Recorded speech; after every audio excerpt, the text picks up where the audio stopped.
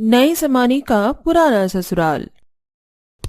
बहू, स्वागत है तुम्हारा हमारे घर में। बहू, तुम दोनों अपनी नई देवरानी को यहाँ के तौर तरीके अच्छे से समझा देना और हमारी सारी परंपरा भी बताना।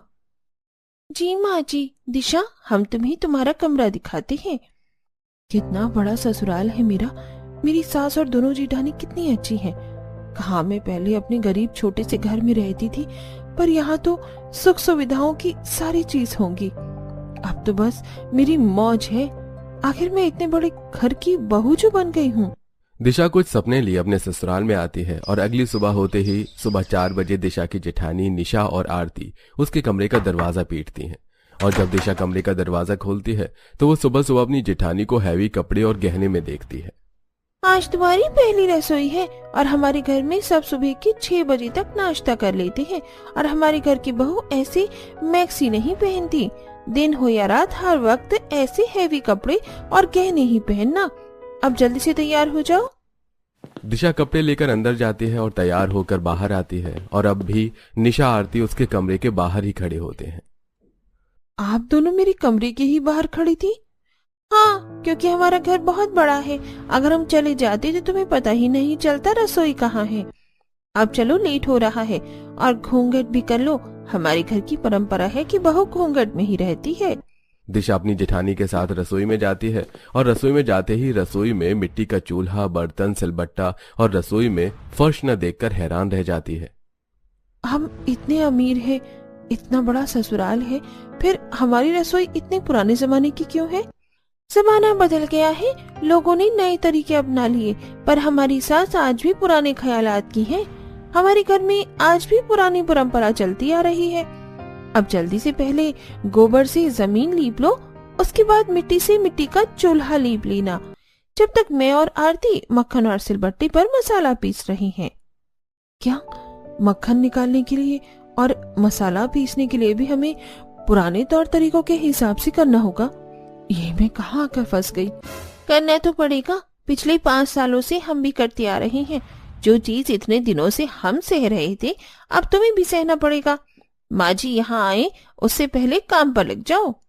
न चाहते हुए भी दिशा को अपनी पहली रसोई के लिए सबसे पहले मिट्टी के चूल्हे को लीपना पड़ता है।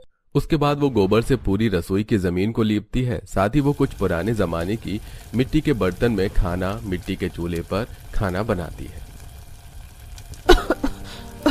कितना धुआं हो रहा है। मैंने तो अपने मायके में बस एक दिन मिट्टी के चूल्हे पर खाना बनाया था। हम गरीब थे, पर हमारे घर में भी गैस सिलेंडर था। तुम तो गरीब घर से हो, पर हम तो अमीर घर से हैं। पर फिर भी देखो, हमें यहाँ आकर ये सब करना पड़ रहा है। इतने भारी कपड़े और इतने सारे गहने पहन के मुझसे काम नहीं हो पा रहा। पर आज मेरी पहली रसोई है, पहली रसोई तो करनी ही पड़ेगी।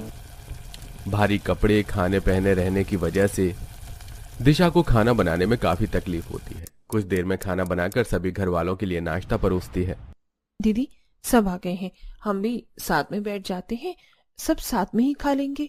भाभी, आप दोनों ने अपनी प्यारी देवरानी को बताया नहीं क्या कि बहू यहाँ सबके खाने के बाद खाती है? काजल, छोटी बहू पर क्यों नाराज हो रही हो? कुछ संस्कार तो मायके में माता पिता को भी देने चाहिए था ना।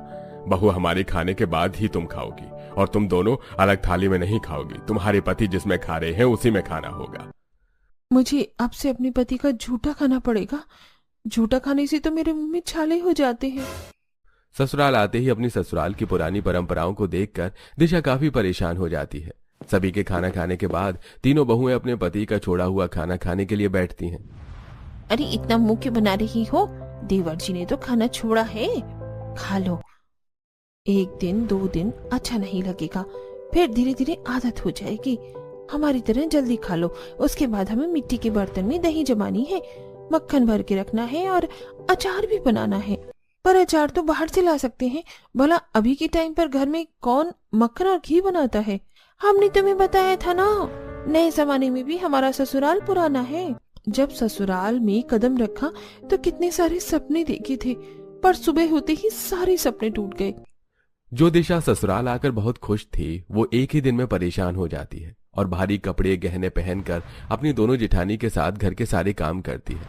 जिसकी वजह से उसके शरीर में रैशेस होने लगते हैं और रात को सोने से पहले तो सारे गहने उतार कर बिस्तर पर रख देती है और अपने पति से कहती है, देख रहे हो तुम्हारी माँ ने कितने भारी कपड़े और गहने दिए हैं मुझे पहनने के लिए। इतने गहने और कपड़े पहनने की वजह से मुझे रैशेस हो गए हैं। तुम कल अपनी माँ से कहना कि मैं इतने भारी कपड़े और गहने नहीं पहनने वाली। दिशा, यह हमारी घर की पुरानी परंपरा है, मैं इसमें दखल नहीं दे सकता। तुम मेरी पति हो, अगर तुम नहीं समझोगे तो कौन समझेगा। मैं तुम्हारी परेशानी समझ सकता हूँ, पर मैं क्या करूँ, मैं भी मजबूर हूँ। सूरज भी अपनी बीवी की मदद करने से मना कर देता है। इसी तरह कुछ दिन बीत जाते हैं और दिशा अपनी दोनों जेठानी की तरह सुबह 4 बजे उठती है और सबसे पहले रसोई की लिपाई करते सिलबट्टा पर मसाला पीसती है, हाथों से मक्खन, मलाई और घी बनाती और मिट्टी के चूल्हे पर खाना बनाती और सबको खाना खिलाकर सबसे आखिरी में खाना खाती। यहाँ तक कि वो घूंघट में ही सबके सामने रहती है और घर का पूरा काम करती है। ऐसे ही एक दिन, काजल, ये तुमने कैसे कपड़े पहने हैं? तुम जानती हो ना, हमारे घर की औरतें ऐसे कपड़े नहीं पहनती। भाभी, मैंने जिम ज्वाइन किया है और भारी कपड़े पहनकर घर में रहना, घूंघट करना, गहने पहनना, मर्दों के खाने के बाद खाना खाना, घर में लहसुन प्याज ना खाना, ये सारी परंपरा घर की बहू के लिए है, बेटी के लिए नहीं। बिल्कुल सही कहा मेरी बेटी ने। अब मेरी बेटी का रास्ता छोड़ो ताकि वो जिम के लिए जा सके। वाह रे, इनके घर की पुरानी परंपरा, बहू के लिए कुछ और बेटी के लिए कुछ, और माँ जी की परंपराएं तो समय के अनुसार बदल रही हैं। बहू और बेटी में इतना भेदभाव दिशा को बहुत गुस्सा आता है और वो चाह कर भी कुछ नहीं कर पाती।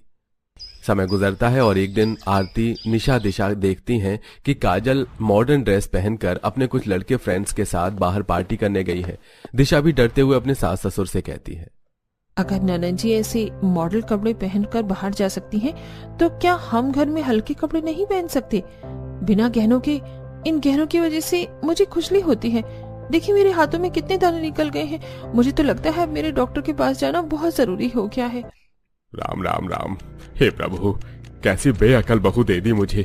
शांति, तुम ही समझाओ इसे, कुछ ऐसे ससुर के सामने हाथ नहीं दिखाते। बहू, ये क्या किया? तुझे मैंने इतने भारी कपड़े, गहने और घूंघट इसीलिए करवाया ताकि तू खुद अपने हाथ खोलकर अपने ससुर को दिखा सके। माँ जी, गुस्सा मत कीजिए, देवरानी जी अभी नादान है, हम धीरे धीरे उन्हें सब सिखा देंगे। निशा और आरती शांति के डांट से दिशा को बचा लेती हैं। इसी तरह कुछ दिन बीत जाते हैं और एक दिन जब काजल को घर का खाना पसंद नहीं आता तो वो बाहर से खाना ऑर्डर करती है। माँ, बाबा, आज मेरा घर का खाना खाने का दिल नहीं कर रहा है, क्यों ना मैं हम सबके लिए बाहर से खाना ऑर्डर करूँ? अच्छा आइडिया है, वैसे भी काफी दिन हो गए घर में कुछ बाहर का नहीं आया। चलो, अच्छी बात है। आज मुझे सिलबट्टे पर मसाला पीसकर मिट्टी के चूल्हे पर धुएं से परेशान होकर इन सब के लिए खाना नहीं बनाना पड़ेगा और बाहर का खाना भी खाने को मिल जाएगा। ठीक है, आप सब बाहर का खाना मंगवा लीजिए, हम तीनों सिर्फ अपने लिए खाना बना लेते हैं। दीदी, बाहर से तो खाना आ रहा है ना, फिर हम अपने लिए अलग से खाना क्यों बनाएं? क्योंकि इस घर की बहू को बाहर का खाना खाना अलाउड नहीं है। कितनी घटिया परंपरा है इस घर की। पर माँ जी, हमारे घर में तो कोई लहसुन प्याज ही नहीं खाता और बाहर के खाने में तो लहसुन प्याज डलता है। बहू, मेरी बेटी का बाहर का खाने का मन कर रहा है, अब मैं अपनी बेटी का मन को तो नहीं मार सकती ना। कल को उसकी शादी हो जाएगी, पता नहीं कैसे ससुराल मिलेगा उसको, इसलिए उसे जो खाना है खाने दे और तू सवाल जवाब करना बंद कर और जाकर अपना काम कर। मुंह बनाकर दिशा अपनी दोनों जेठानी के साथ रसोई में जाती है, जहां वो लोग फिर से रसोई को अच्छे से साफ सफाई करते हैं और बेचारी दिशा सिलबट्टे पर मसाला पीसती है और मिट्टी के चूल्हे पर अपनी दोनों जेठानियों के साथ खाना बनाती है। इस घर में बहू के साथ तो नाइंसाफी हो रही है, मैं सूरज से बात करूंगी।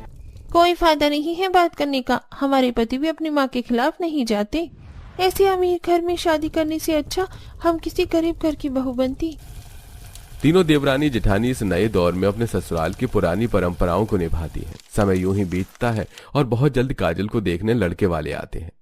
बहू, तुम तीनों मेहमानों के सामने मत आना और जब मैं कहूँ तब घूंघट में खाना लेकर आना। अब जाओ, जाकर रसोई में काम करो। माँ जी, आपने कहा था कि आप दिशा के लिए दवाई मंगवा देंगी, उसे दवाई दे दीजिए, उसके शरीर में दाने बढ़ते जा रहे हैं। इस वक्त घर में मेहमान आ रहे हैं, बहू को बोलो एक दिन और बर्दाश्त करे। आशा बार बार बोलने पर भी अपनी बहू का दुख नहीं समझती और वो तीनों भरी गर्मी भारी कपड़े पहने और घूंघट में पूरा दिन रसोई में बस काम करती हैं। कुछ ही देर में लड़के वाले रिश्ता पक्का करके चले जाते हैं और बहुत जल्द काजल की शादी हो जाती है। दीदी अब आएगा मजा जब हमारी ननद भी अपने ससुराल में भारी कपड़े, गहने और घूंघट में रहेगी। मुझे नहीं लगता दिशा, तुमने देखा ना शादी में बस हम 3 ही देवरानी जिठानी इतने भारी कपड़े, गहने और घूंघट में थी। हमने शादी एंजॉय भी नहीं करी, पर काजल के ससुराल वाले कितने मॉडर्न कपड़े पहन कर आए थे। काजल के जाने से तीनों देवरानी जिठानी काफी खुश होती हैं, क्योंकि वो चाहती थी कि काजल के साथ भी वैसे ही हो जो ये तीनों बर्दाश्त कर रही हैं। पर काजल अपने ससुराल में भी काफी खुश होती है। इसी तरह कुछ दिन बीत जाते हैं और काजल अपने पति के साथ अपने मायके आई है। आइए दामाद जी बैठिए, बहू जरा मेरे दामाद के लिए कुल्हड़ वाली चाय तो लेकर आना। सुनो शांति, जरा अंदर जाकर तीनों बहू को समझा दो दामाद जी के सामने ना आए, और आए भी तो दूर ही रहे, और घर में उन्हीं के पसंद का खाना भी बनवाना। अजी आप चिंता मत कीजिए, मैंने तीनों बहू को पहले से ही समझा दिया है। बड़ी बहू तो तवेला गई है दूध लेने। माँ, काजल ने मुझे बताया आप लोग लहसुन प्याज भी नहीं खाते, इसलिए मैं यहाँ 1 घंटे भी नहीं रुक सकता, क्योंकि मुझे तो रात को नॉनवेज खाने की आदत है। आप फिक्र मत कीजिए दामाद जी, हम लोग नॉनवेज नहीं खाते तो क्या हुआ, आप अपने कमरे में नॉनवेज खा लेना, हम बाहर से मंगवा देंगे। अपनी बेटी दामाद को खुश करने के लिए विनोद घर में नॉनवेज लाने की परमिशन दे देता है। यह देख सभी हैरान हो जाते हैं।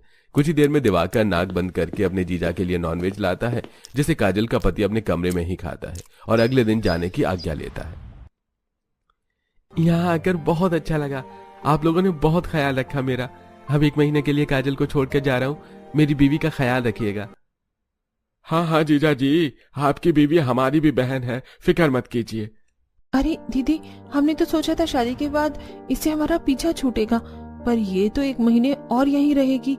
अब तो हमें कोई तिगड़म लगाना ही पड़ेगा। काजल के यहाँ रुकने से तीनों बहू काफी परेशान हो जाती हैं। वे तीनों आपस में बात कर ही रही होती हैं, तभी शांति अपनी बहू से कहती है, मेरा पूरा घर अशुद्ध हो गया। बहू, तुम तीनों मिलकर आज ही पूरा घर अच्छे से साफ करो, गंगा जल से रसोई और सारे कमरे को शुद्ध करो, और सारे बर्तन, कपड़े, तकिया, बिस्तर सब अच्छे से साफ करना। पर माँ जी, नंदोई जी ने तो सिर्फ कमरे में नॉनवेज खाया था, हम क्या सिर्फ एक कमरा ही साफ कर दें? भाभी, इतनी कामचोरी अच्छी नहीं, माँ ने जो कहा है उस पर ध्यान दो। शांति के कहने पर बेचारी तीनों बहुएं काम पर लग जाती हैं। सबसे पहले वो घर के सारे सामानों को एक एक करके धोती हैं, फिर हाथों से तकिया, कवर, चादर, सारे कपड़े घर में रखा कर एक सामान अच्छे से साफ करती हैं। इसके बाद घर की दीवारों को चमकाती हैं, फिर तीनों बहू मिलकर पूरे घर की सफाई करती हैं। ये सब देख उनके पतियों को बहुत बुरा लगता है। हम कितने लाचार पति हैं, हम तुम्हारे लिए कुछ नहीं कर पा रहे। अगर आप तीनों हमारा साथ दे तो बहुत कुछ कर सकते हैं, पर दिशा, हमारे पति क्या ही कर सकते हैं? दीदी, मेरी माँ ने मुझे एक घरेलू नुस्खा बताया था, हल्दी और चंदन का लेप लगाने से मेरे रैशेस की प्रॉब्लम कम हो गई है। पर मैं इसी का फायदा उठाऊंगी और माँ जी से झूठ बोलूंगी कि मेरी बहुत तबीयत खराब है। सूरज, तुम मुझे हॉस्पिटल के बहाने मेरे मायके ले जाना, और दीदी, आपकी नानी बहुत बूढ़ी है, यही सही समय है उनको अस्पताल भेजने का। और आरती दीदी, आप अपना पैर तोड़ लीजिए, सिर्फ घर वालों की नजरों में। दिशा का आइडिया सभी को पसंद आता है और आरती अपनी सास से कहती है, माँ जी, मेरी नानी बहुत बीमार है, उनकी आखिरी इच्छा है मुझसे मिलना। मुझे कुछ दिनों के लिए मेरी नानी के पास जाने दीजिए। माँ, जाने दो, घर में 2 और भाभी है तो। कोई बात नहीं बहू, मैं सुमित से कहूंगा, वो तुम्हें छोड़ आएगा। आरती झूठ बोलकर कुछ दिनों के लिए अपने मायके चली जाती है, और उसके जाते ही अगले दिन जानबूझकर निशा जीने से गिरने का नाटक करती है। मेरा पैर, इस घूंघट की वजह से मैं सही से सीढ़ियां नहीं देख पाई और गिर गई। हाँ, लगता है माँ जी मेरा पैर टूट गया है। माँ, निशा को अस्पताल ले जाना बहुत जरूरी है, घर में दिशा है ना, वो सब संभाल लेगी। कुछ ही देर में निशा पैरों की पट्टियां करके आ जाती है। ये देख शांति और काजल परेशान हो जाती हैं, और अगली सुबह होते ही वो लोग देखते हैं कि आज सुबह का नाश्ता नहीं बना। और जब वो लोग दिशा के कमरे में जाते हैं तो सूरज सबसे कहता है, पता नहीं माँ, भगवान क्या चाहता है, पर कल रात से दिशा ने आंखें नहीं खोली हैं। भारी कपड़े और गहने पहनने की वजह से उसके पूरे शरीर में रैशेस हो गए हैं। मुझे लगता है उसी की वजह से वो बीमार हो गई है। मुझे परमिशन दीजिए, मैं अपनी बीवी को अस्पताल ले जाऊं, वरना वो मर जाएगी। नहीं नहीं बेटा, बहू को कुछ नहीं होना चाहिए, तू उसे अस्पताल ले जा। तीनों बहू के ऊपर एक साथ मुसीबत आ गई, अब घर का काम और हमारी देखभाल कौन करेगा? तुम दोनों माँ बेटी हो तो, और वैसे भी 2-3 दिन की ही तो बात है। देखो मुझे बहुत भूख लग रही है, आप जाकर नाश्ता बना दो। विनोद के कहने पर शांति और काजल रसोई में जाती हैं, और पूरा रसोई बिखरा देख शांति काजल से कहती है, रसोई कितना बिखरा हुआ है। काजल, मैं मिट्टी से चूल्हा लीप रही हूँ, तू गोबर से रसोई लीप ले। माँ, मैं गोबर का हाथ नहीं लगाने वाली, ऐसे ही रसोई में झाड़ू लगा देते हैं और खाना बना लेते हैं। अच्छा ठीक है, मैं बाहर से लकड़ियाँ लेकर आ रही हूँ, तब तक तू सिलबट्टे पर मसाला पीस ले। क्या मैं सिलबट्टे पर मसाला पीसूं? माँ, मेरे ससुराल में मिक्सी है, बाहर से सब कुछ पका पकाया आता है, मुझे बस गर्म करना होता है। मेरी बस की नहीं है इतनी मेहनत करना। एक काम करो, बाहर से मसाले मंगवा लो। शांति की उम्र हो चुकी थी और काजल पुरानी परंपराओं को निभाना नहीं चाहती थी, इसलिए शांति बाहर से मसाले मंगवा लेती है और खुद घर में खाना बनाती है। तो वहीं खाते हुए विनोद, सूरज, दिवाकर शांति से कहते हैं, माँ, आज रोटी सूखी है, तुमने आज मक्खन नहीं निकाला क्या? जो मिल रहा है खा ले। तेरी माँ के शरीर में अब इतनी ताकत नहीं रही कि वो सुबह उठकर तबेला जाए, दूध लेकर आए, उसे गर्म करे, छाछ बनाए, मक्खन निकाले, घी दही मटके में जमाए। भैया, जो खाने को मिल रहा है ना, खा लो, वो भी नहीं मिलेगा। शांति और काजल की बात सुनकर सूरज और बाकी लोग चुपचाप खाना खाते हैं। इसी तरह कुछ दिन बीत जाते हैं और अब काजल को अपनी माँ के साथ पूरे घर का काम और रसोई को संभालना पड़ता है, जिससे काजल परेशान हो जाती है और एक दिन बाहर से खाना मंगवाती है।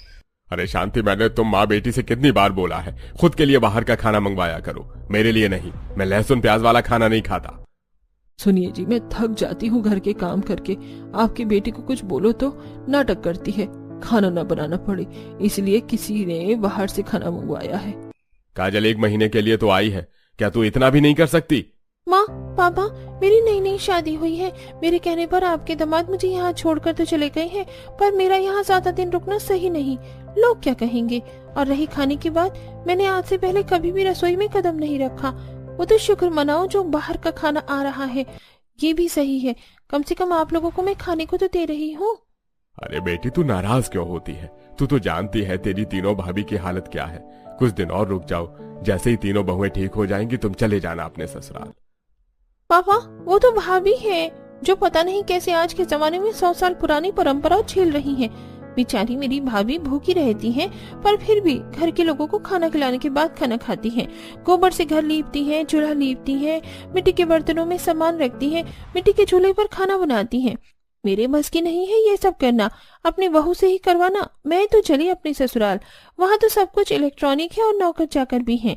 यहाँ मैं नौकरानी की तरह काम करूं, इससे अच्छा है कि मैं अपने ससुराल में बैठकर आराम करूं। जा बेटी, तू जा, बिल्कुल सही कह रही है तू। मैंने अपनी बहू के बारे में नहीं सोचा, शायद इसीलिए भगवान मुझे ये दिन दिखा रहा है। शांति को अपनी गलती का एहसास हो जाता है, तो वहीं काजल भी काम के डर से अपने ससुराल चली जाती है। अब अकेली शांति जब रसोई के लिए उपाय कर रही होती है तो विनोद शांति से कहता है, रहने दो, रसोई की लिपाई करने की जरूरत नहीं है। मैं रसोई में फर्श लगवाऊंगा, मिक्सी, सिलेंडर, फ्रिज और जरूरत की सारी चीजें लेकर आऊंगा, ताकि हमारी बहू को भी परेशानी ना हो और फिर कभी दोबारा ऐसे हालात हो तो हमें परेशानी ना हो। जब शांति और विनोद पर बात आती है तो वो लोग रसोई का नक्शा ही बदल देते हैं।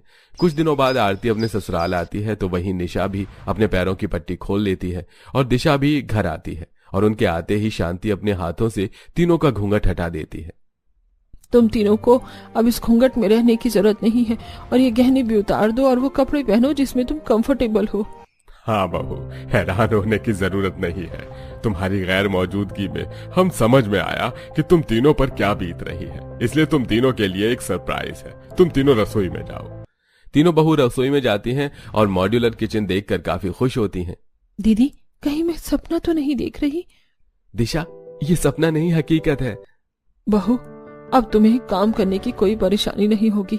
हमने चिमनी भी लगा दी है, न धुआं न ही चौका, और मसाले पीसने के लिए मिक्सी है, और अब तुम्हें घर में मक्खन, घी, दही बनाने की जरूरत नहीं है। ये सब हम बाहर से मंगवाएंगे।